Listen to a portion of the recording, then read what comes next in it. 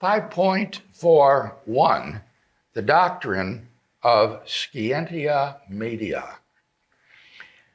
Writing in the aftermath of the Protestant Reformation and the Council of Trent, the Spanish Jesuit Luis Molina formulated a doctrine which he called scientia media, middle knowledge. By means of this doctrine, he proposed to avoid the Protestant error of denying genuine human freedom, yet without thereby sacrificing the sovereignty of God. The Council of Trent, in its decree on justification in 1547, had declared that the initiative in the process of justification is God's unmerited prevenient grace, which stirs and solicits the will of man, but which may be either accepted or resisted by the human will. Anyone who denies either prevenient grace or human freedom is summarily condemned. Firmly persuaded of these truths, Molina opposed himself to what he perceived to be the central teaching of the Reformation, the denial of human freedom. Here, it must be admitted that the principal reformers did deny to man libertarian freedom, at least in his dealings with God. Luther and Calvin were prepared to grant to man only spontaneity of choice and voluntariness of will, not the ability to choose otherwise in the circumstances in which an agent finds himself. Luther's denial of freedom of the will was predicated on what he perceived to be the incompatibility of such freedom with God's foreknowledge and omnipotence. According to Luther, since God's foreknowledge is certain and infallible, and since God can bring about whatever he wills, it follows that whatever he foreknows and wills happens necessarily. Calvin, on the other hand, did not argue that in virtue of divine prescience, everything happens necessarily. Rather, his denial of human freedom grew out of his doctrine of divine providence. In Calvin's view, God's providence is universal and total, so that nothing can happen but that God has decreed and willed it. His view of human freedom is in the end the same as Luther's, the liberty of spontaneity. God's complete sovereignty excludes any genuine possibility of man's choosing in any circumstances other than as he does choose.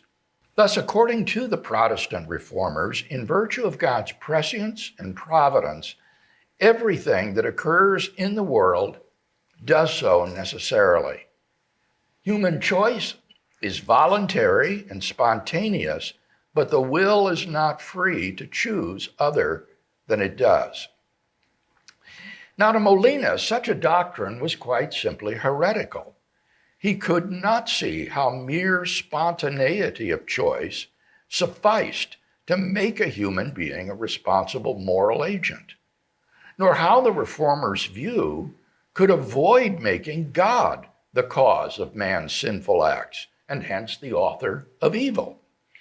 Molina was therefore deeply exercised to formulate a strong doctrine of divine prescience, providence, and predestination that would be wholly compatible with genuine human freedom.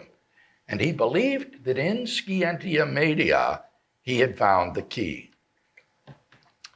According to Molina's understanding of God's omniscience, the divine ideas present to God not only all possibilia, but also futurabilia, that is to say, states of affairs that not only could obtain, but in fact would obtain under the hypothesis that certain other states of affairs already obtained. By choosing to actualize a certain order of hypothetical states, God thus knows what further states will be actual as a consequence. Molina explains, It is not simply because things exist outside their causes in eternity that God knows future contingents with certainty. Rather, before, in our way of conceiving it, but with a basis in reality, he creates anything at all, he comprehends in himself, because of the depth of his knowledge, all things which, as a result of all the secondary causes possible in virtue of his omnipotence, would contingently or simply freely come to be on the hypothesis that he should will to establish these or those orders of things with these or those circumstances.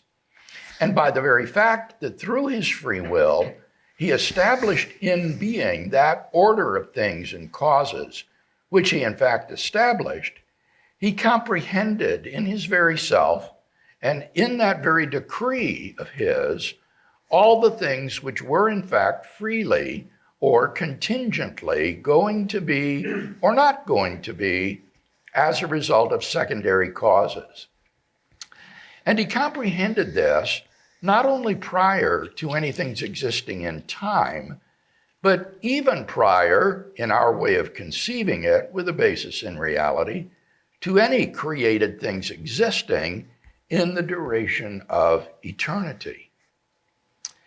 Now, the notion of a sort of conceptual atemporal priority within the knowledge of God is nothing new.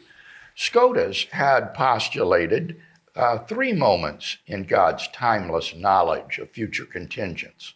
One, God's knowledge of contradictory pairs of all logically contingent propositions.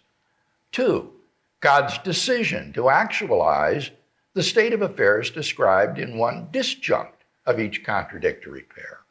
And three, God's knowledge of all logically contingent propositions that as a result are in fact true. Similarly, Aquinas had posited three logically consecutive aspects of God's timeless act of knowledge. One, scientia simplicis intelligentiae, by which God knows all the possibles. Two, scientia approbationis, by which God decides to create certain of the possibles.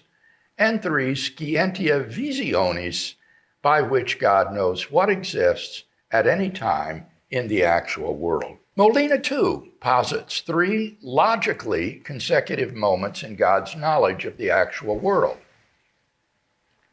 He holds that the relation of priority among them is conceptual, nostro modo intelligendi. We are not to admit of any temporal priority of succession in God's knowledge. On the other hand, this relation of priority is not therefore a mere figment of the imagination, but has a basis in reality, cum fundamento in re. What Molina had in mind is a relation of conditionship between the various aspects of God's knowledge. God can have a certain sort of knowledge only on the condition of his having a certain other type of knowledge. The latter sort is thus, in a sense, prior to the former. Molina agrees with Thomas that between God's scientia simplicis intelligentiae and scientia visionis, a decision of the divine will interposes.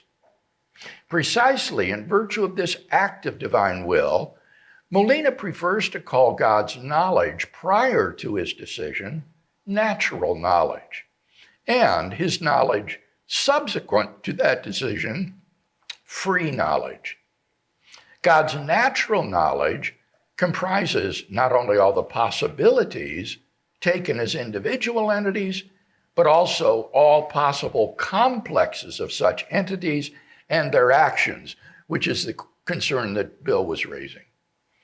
Through this type of knowledge, says Molina, he knew all the things to which the divine power extended, either immediately or by the mediation of secondary causes, including not only the natures of individuals and the necessary states of affairs composed of them, but also the contingent states of affairs.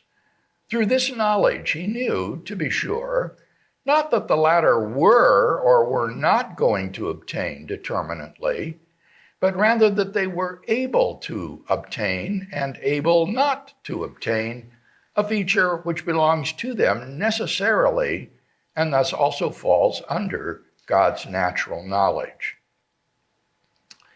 God's natural knowledge thus affords him a knowledge of every contingent state of affairs that could hypothetically obtain. Quote, "The divine ideas present to God naturally, before any free determination of his will, every future contingent state of affairs under that hypothesis and condition." A central feature of God's natural knowledge is that the content of this knowledge is essential to God. Indeed, this is why such knowledge is natural. It does not depend on God's will, but necessarily belongs to God's omniscience. On the other hand, God's free knowledge is the aspect of his omniscience that comprises his knowledge of this existent contingent world. This knowledge is posterior to the free decision of God's will to create, to instantiate one of the possible orders known by his natural knowledge. In Molina's words, the second type is pure free knowledge, by which, after the free act of his will, God knew absolutely and determinately, without any condition or hypothesis, which ones from among all the contingent state of affairs were in fact going to obtain, and likewise which ones were not going to obtain.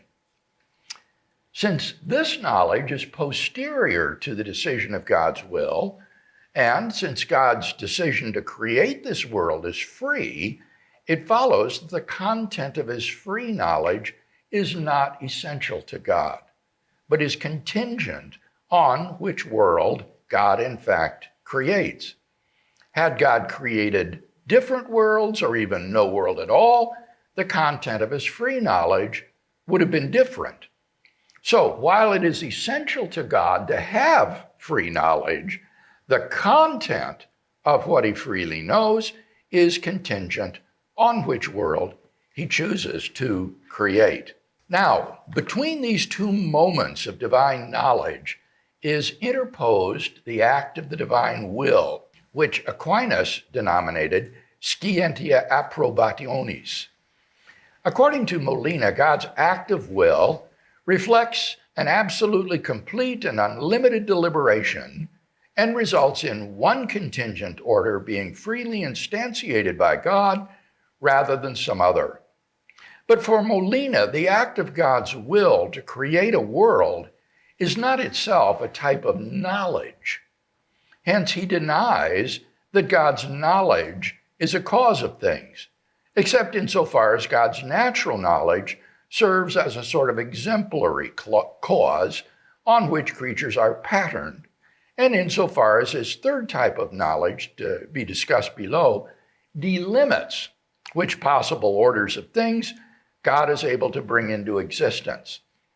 Since God's willing to create some world is not itself a type of knowledge, Thomas's three types of divine knowledge are reduced to two: natural knowledge and free knowledge. Now, Molina believes that there is, in fact, a third type of knowledge in God that stands between his natural and free knowledge. For want of a better name, Molina calls it simply middle knowledge, because it's in the middle. Middle knowledge is the aspect of divine omniscience that comprises God's knowledge prior to any determination of the divine will of which contingent events would occur under any hypothetical set of circumstances. Molina writes, the third type is middle knowledge, by which, in virtue of the most profound and inscrutable comprehension of each free will, he saw in his own essence what each such will would do with its innate freedom were it to be placed in this or that, or indeed in infinitely many orders of things, even though it would really be able, if it so willed, to do the opposite. Thus, whereas by his natural knowledge, God knows that, say, Peter, when placed in a certain set of circumstances, could either deny Christ or not deny Christ, being free to do either under identical circumstances. By his middle knowledge, God knows what Peter would do if placed in those circumstances. According to Molina, middle knowledge cannot be reduced to either natural knowledge or free knowledge, but shares features of each. It cannot be reduced to free knowledge because, one, it is prior to any free decree of God's will. And two, the content of divine middle knowledge does not lie within the scope of his power, so that he cannot control what he knows via such knowledge. These two features of middle knowledge are extremely important. The first implies that God's knowledge of what contingent events would take place under any set of circumstances is a prerequisite for God's knowledge of what will in fact occur in the world. Both God's willing to create a world and his consequent knowledge of what will in fact be actual presuppose and depend on his knowing what would occur under any given set of circumstances. He did not, for example, first know what Peter would do in the actual circumstances that would exist, and then on this basis know what Peter would have done had he been placed in some other set of circumstances. Rather, the opposite is true. Prior to God's decision to create any set of circumstances, he knew what Peter would do within any possible order of circumstances. Then, given the decision of his will to bring about a certain set of circumstances, God knows what Peter would in fact do. The second feature of middle knowledge follows from the first. Since middle knowledge is prior to the divine will, its content is independent of the divine will and hence outside the pale of God's omnipotence. Just as God's knowledge of logical truths is outside his control and is simply given, so too his knowledge of what would be the free decision of created wills under certain circumstances is simply given and outside his control. Now, of course, God may easily prevent a creature's free decision by not creating that creature at all, or by altering the circumstances in such a way as to bring it about that the creature freely decides to do something else. But God cannot annul the fact that if a free creature were to be placed in a certain set of circumstances, he would choose to do a certain act. Thus, for example, God could prevent Peter's denial of Christ by not creating Peter at all, while creating many of the same extra Petrine circumstances, or else by creating a different set of circumstances under which Peter would not have denied Christ. But God cannot control the fact that were he to bring about a specific set of circumstances, then Peter would freely deny Christ. Since the content of divine middle knowledge thus depends on what the creatures themselves would do, God cannot control what he knows by his middle knowledge. On the other hand, neither can middle knowledge be reduced to natural knowledge, though Molina at first introduces it as a sort of natural knowledge. For whereas the content of God's natural knowledge is essential to him, clearly the content of his middle knowledge is not, since creatures are free under certain sets of circumstances to refrain from doing what they would do. While it is essential to God's nature that he have middle knowledge, the content of that knowledge is contingent because creatures could act differently under identical circumstances. But if their decisions were to be different, then the content of God's middle knowledge would be different. As Molina explains, and I quote, "If created free choice were going to do the opposite, as indeed it can, then God would have known that very thing through this same type of knowledge and not what he in fact knows. Therefore, it is no more natural for God to know through this sort of knowledge one part of a contradiction that depends on created free choice than it is for him to know the opposite part." Middle knowledge, then, may be said to be like natural knowledge in that it is prior to the decision of the divine will and outside God's power, but to be like free knowledge in that such knowledge depends upon a decision of free will, in this case, however, creatures, not God's, that could be different and so is not essential to God. As Molina's original explanation cited above indicates, it is God's middle knowledge that supplies the basis for God's foreknowledge of contingent events in the actual world. By knowing what every possible creature would do under any possible circumstances, God knows what will in fact take place in the world.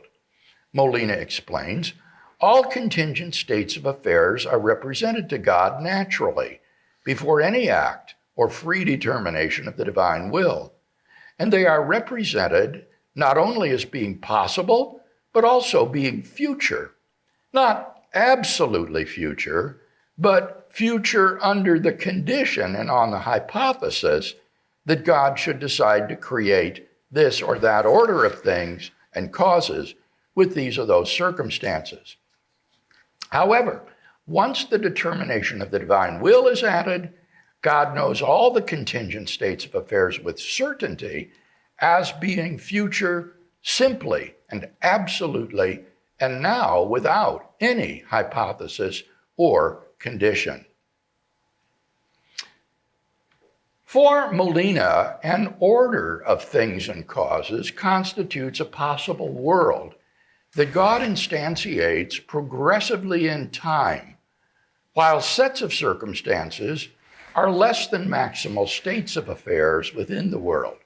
By knowing what free creatures would do under any possible circumstances, God is, so to speak, able to construct a possible world containing, 1, circumstances caused directly by God, 2, decisions wrought by the free creatures whom God wills to create, and 3, further circumstances brought about by the decisions of such creatures. By means of his middle knowledge, God is able to construct a possible world that is both within his power to actualize and is consonant with his will. By taking into account the free decisions of creatures in his planning, God, in willing to actualize a certain world, does not violate the freedom of creatures in that world, though he knows with certainty what they will do. He writes, "The explanation for God's knowing with certainty which part of any contradiction among those contingent states of affairs dependent on free created choice is going to obtain is not a determination of the divine will by which God turns and determines created free choice to one or the other part, but is instead a free determination by which God decides to create free choice in this or that order of things and circumstances. Nor do we believe that this determination is by itself a sufficient explanation for God's knowing with certainty which part of each contradiction among those states of affairs is going to obtain.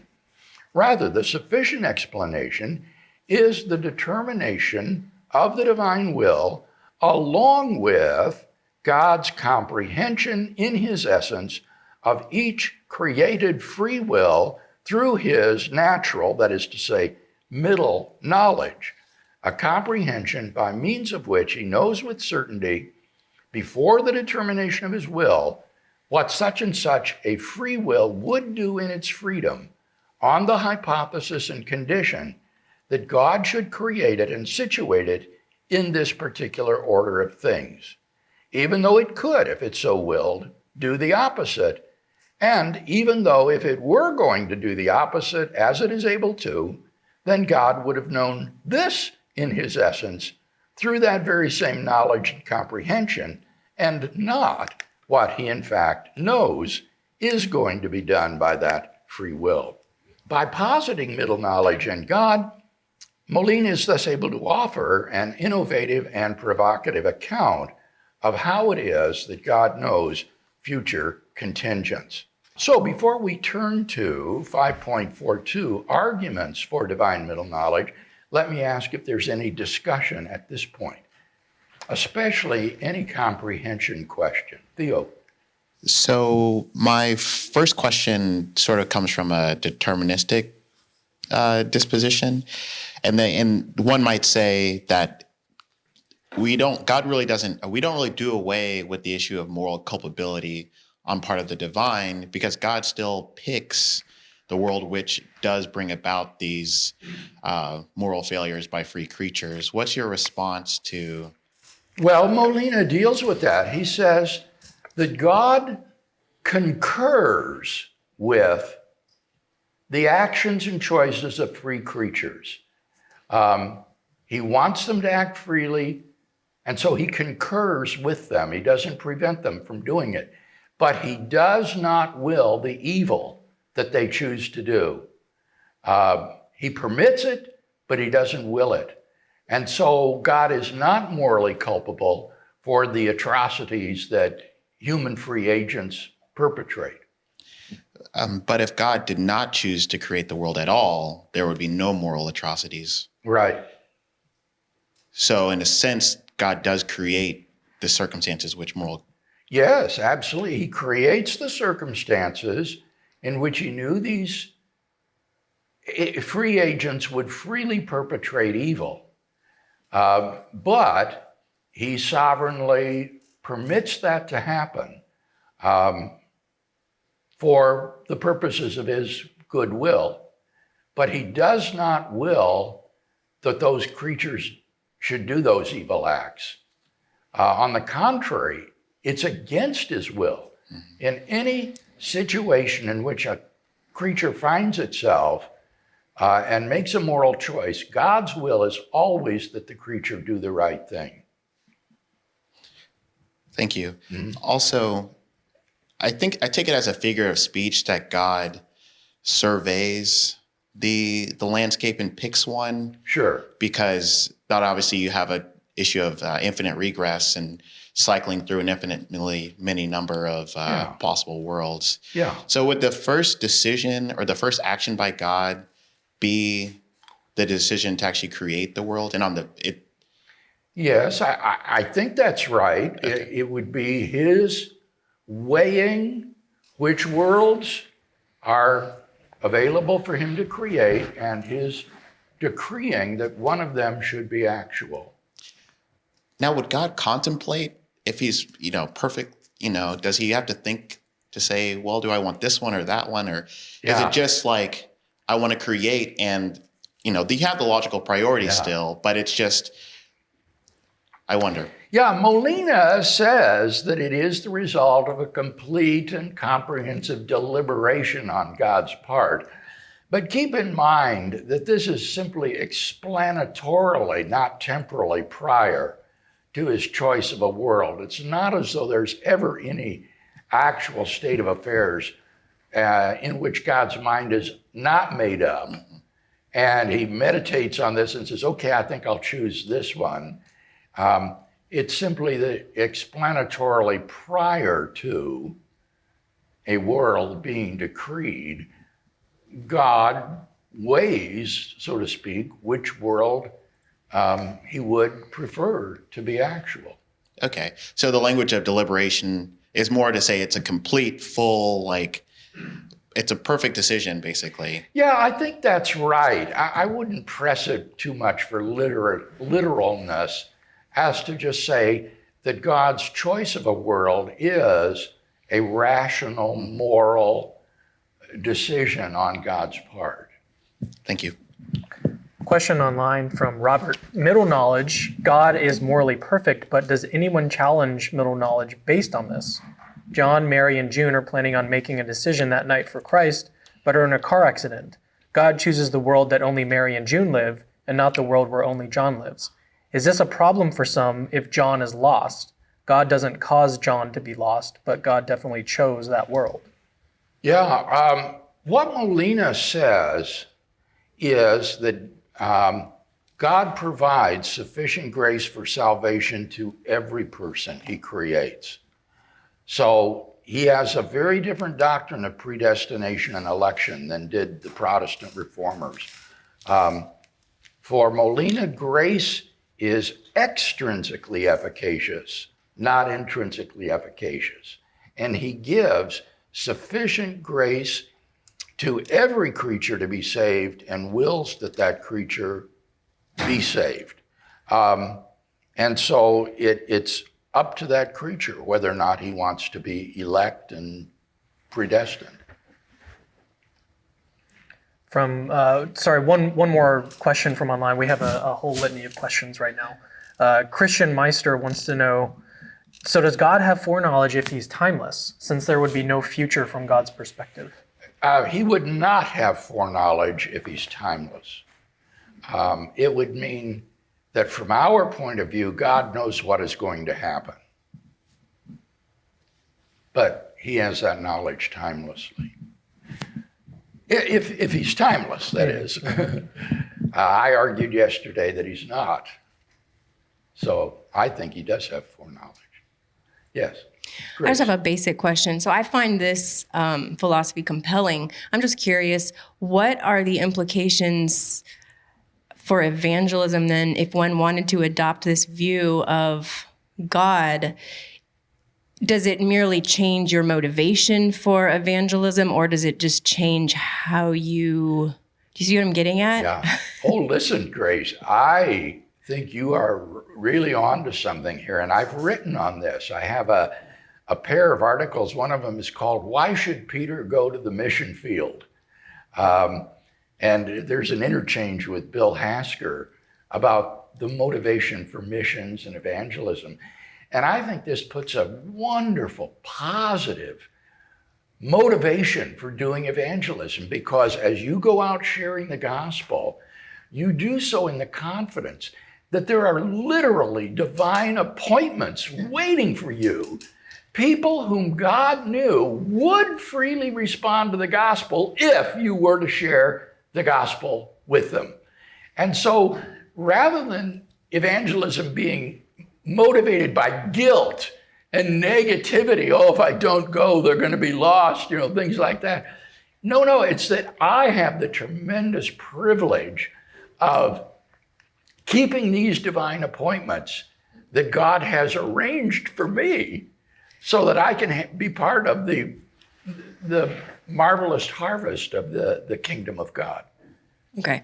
That's encouraging to me, because I've had an issue with the way apologetics is pitched to moms like me, like the burden of why we need to know all the things to answer all the right questions for our kids, because if we don't, they're going to go to hell, or somehow they're going to fall away and it's our fault. And I think it's important, but I think it should be pitched differently to parents. The reason why we're doing the apologetics maybe is because of the gift to get to be part of the divine work God is already going to do. And if we choose not to be part of it, he can provide that divine, maybe he already knows the divine appointment is for someone else to do it. Very good, Grace. That's exactly right. If you don't go to the mission field because you're disobedient, that doesn't mean that person's going to hell. It means that either God wouldn't have created that person or put him in another place in time and history, or else he'll get somebody else who will go to him and keep that appointment. So it does have a very positive motivation for evangelism. And I believe these articles are on our Reasonable Faith website under the section doctrine of God, divine omniscience. Got a question from Leonard Kraft online. Does God have middle knowledge about what he himself would do? For example, what world he About would? what he himself would do? Yes. No. This is really interesting. Molina was so smart. He was so subtle. You would think that God would have middle knowledge of his own free decisions. But Molina saw that that can't work because middle knowledge is prior to the divine decree. And so if God had middle knowledge of his own decisions, his decrees would be determined for him. He wouldn't have freedom to decree what he wants. So Molina's view is that when it comes to counterfactuals of divine freedom, these are decided by God simultaneously with the divine decree to create a world. So he looks at the counterfactuals of creaturely freedom that he knows, picks a world, and simultaneously decrees what he himself would do in any other circumstances that he might be in. Another question over here. I had perhaps a comprehension question. I'm sure that's on. This is on my page 61. Since the knowledge is posterior to the decision of God's will, and since God's decision to create this world is free, it follows that the content of his free knowledge is not essential to God, but is contingent on which the world God in fact creates. Had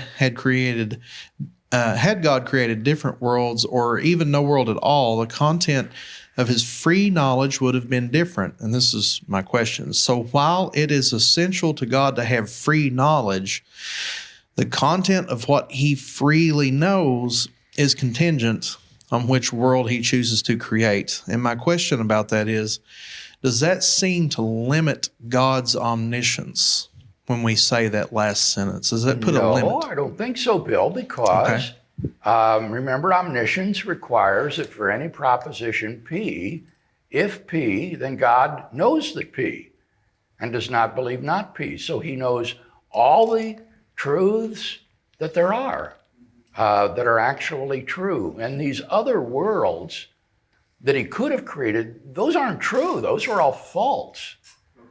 They're possible.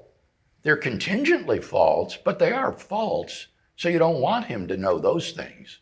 I guess where I was hanging up there was the he freely knows what is contingent on which world he creates or he chooses to create. So it seems like his knowledge wouldn't pass away upon the creation of the actual world.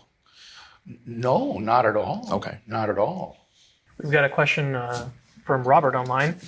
He says, isn't this true about middle knowledge? There is not a different feasible world for Judas, which is identical with the actual world, strictly only up to time t, the time for his evil choice, where Judas would choose not to betray Jesus. It seems that if all circumstances and creatures are identical up to that point, a different choice would not have been chosen, i.e. not feasible. Well, that's right. Otherwise, that counterfactual wouldn't be true. So a world in which Judas doesn't betray Jesus in precisely those circumstances is not feasible for God. There's a possible world like that, though. And in some other possible world, those counterfactuals might be true, that Judas would behave differently. But in the actual world, if Judas were in those circumstances, this is how he would freely act. We do have one more that just came in, if you'd like to take another one. All right. From Fred, if foreknowledge does not undermine creaturely freedom, why would foreknowledge of divine acts be undermining by God foreknowing them? It's not foreknowledge of divine acts, it's middle knowledge of counterfactuals of divine freedom. Mm-hmm. And the reason is that they would then be prior to his decree. And therefore, his decree would be determined if these truths were already true at that point. So God does have foreknowledge of what he will do. That's part of his free knowledge, right? Mm-hmm. He knows, I will deliver Israel, I will send Christ. He knows those things, and that's not determining. But we're talking here about, does he know counterfactuals of divine freedom? Like, if Adam and Eve were not to sin in the garden, I would not have created them. Something like that. Are those counterfactuals of divine freedom true logically prior to God's decree? And the answer is no, because then his decree would not be free. Why wouldn't it be free? Because the counterfactual would already be true logically prior to the decree. So he couldn't decree anything else. But didn't you just deny the principle of alternate possibilities? Does there have to be another possibility in order for God to be free? That's true, I did deny that. But I think in this case, to say that these counterfactuals are determined prior to and independently of God's will means that it's not up to God how these counterfactuals of divine freedom are. And that's what we all want to affirm, is that these things are up to God. They are not true independently of and prior to God's will.